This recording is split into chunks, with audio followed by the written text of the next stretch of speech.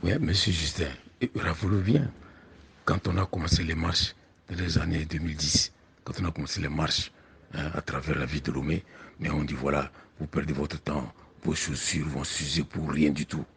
Mais nous, on disait à l'époque, on veut que le peuple comprenne que quand on n'est pas d'accord, on dit non. On a marché des années pour mobiliser le peuple parce qu'on n'a pas d'autre arme que de mobiliser la population et nous avons montré le chemin. Si le peuple n'est pas encore mobilisé, c'est qu'on n'a pas encore suffisamment fait. Alors, si les gens veulent que ça aille, mais qu'ils se mettent à faire le travail sur le terrain, à mobiliser le peuple, à expliquer ce qui se passe. Au lieu de dire que voilà, il faut que les partis soient unis, ils vont être unis pour faire quoi? Ils vont être unis pour faire quoi?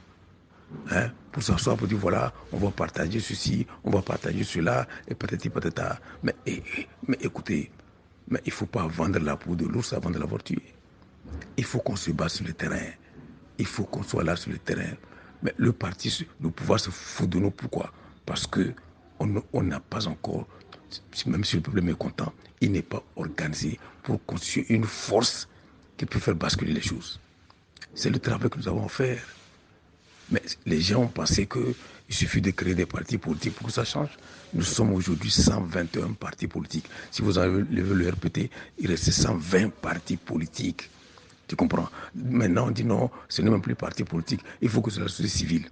Mais les organisations de la société civile dépassent 2000. Dépassent 2000. Il ne suffit pas d'avoir un récépissé, d'exister sur le plan juridique pour dire voilà, nous sommes ceci, nous sommes cela. Il faut être avec le peuple. Il faut travailler sur le terrain. Il faut mobiliser.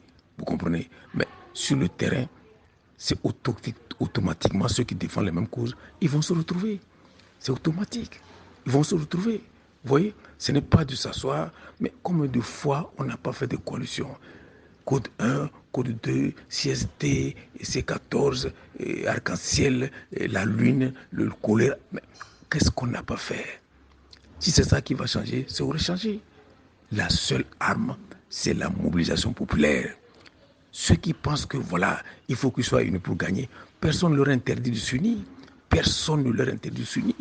Mais pas de s'attaquer aux autres. Fabre n'est pas rassembleur, l'ANC n'est pas rassembleur, on est diviseur. Mais d'accord, l'ANC n'est pas rassembleur. Mais ceux qui sont des rassembleurs, qui rassemblent, est-ce que l'ANC a la capacité de les empêcher de rassembler ceux qui peuvent rassembler?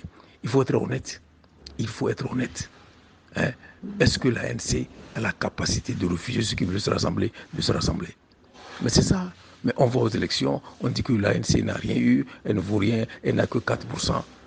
Mais celui qui prétend avoir gagné dit ah, c'est l'ANC qui doit donner les procès-verbaux, qui doit sortir pour défendre, pour que lui qui a 70 ou combien pour cent devienne président. Soyons sérieux quand même. Merci.